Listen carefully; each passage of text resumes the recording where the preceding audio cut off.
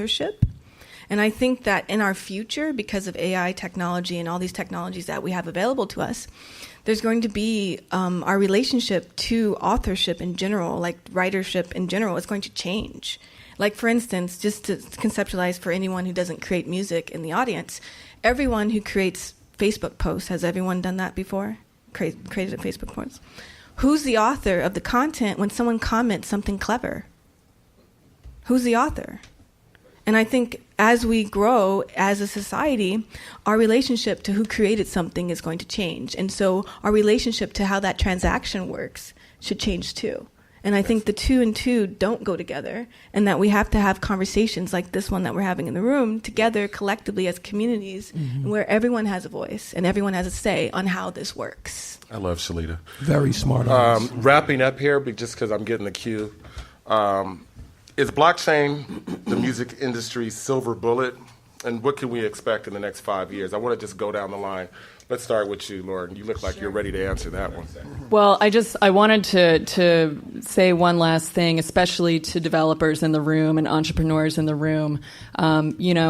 It's when you're creating your product, I would advise to make it approachable for labels and for managers and people beyond artists. Artists are going to pioneer this, but I think a lot of people who maybe haven't worked in the music industry for a long time don't know that sometimes they're asking artists to do things that they can't do because of their contracts with labels. So we want to make this something that labels like. Let's change the way the business works, not tear it apart again. So if there's a way to make this profitable and positive for everybody, let's keep our industry not operating on fear like we have been for the past 20 years and go from there. Good point.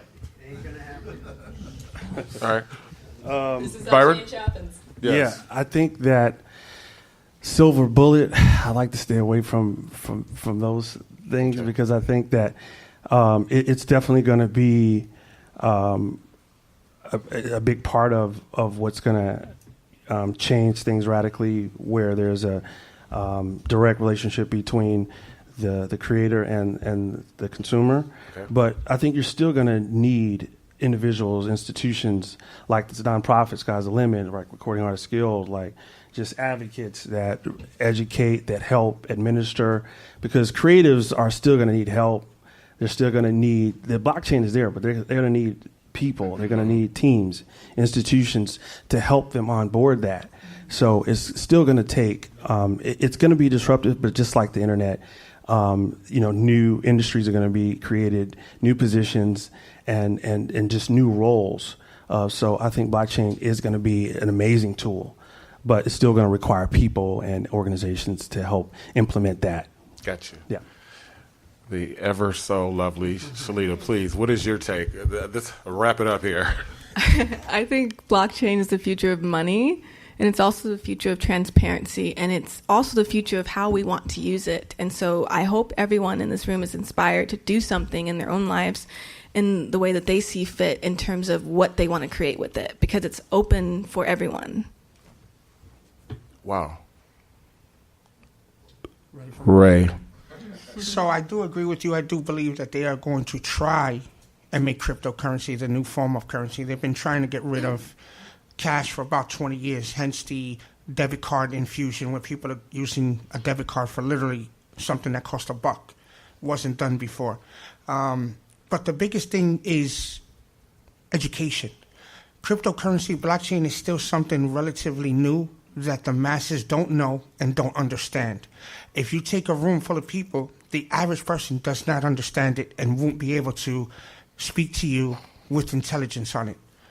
So therefore, until you get the masses to understand it, it's not going anywhere. It's not going to move. Education is key. Such the antagonist. But I hear you.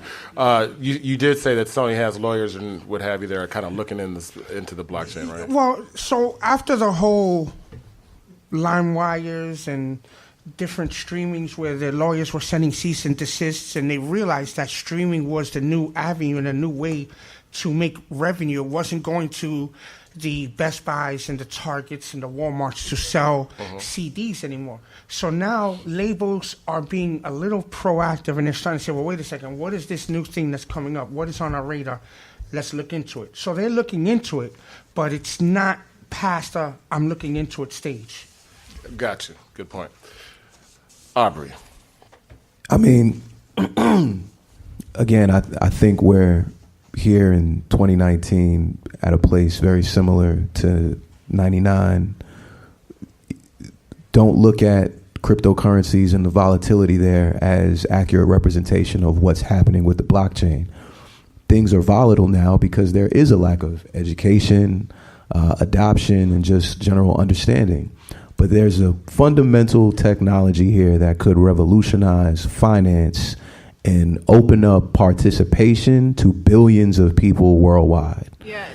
So the idea is for us to embrace the disruption and find ways to empower each other to succeed as a community. Yes. Nice. You see Diddy adapting blockchain maybe in the next 5 I years? see Diddy as one of the pioneers of technology and entertainment. So he's doing that and much more. Outstanding. Well, I'm getting the cue. Time's up. I want to thank everybody for coming out. Please give a round of applause to this awesome Rockstar panel. Check this out, America. We connect the streets.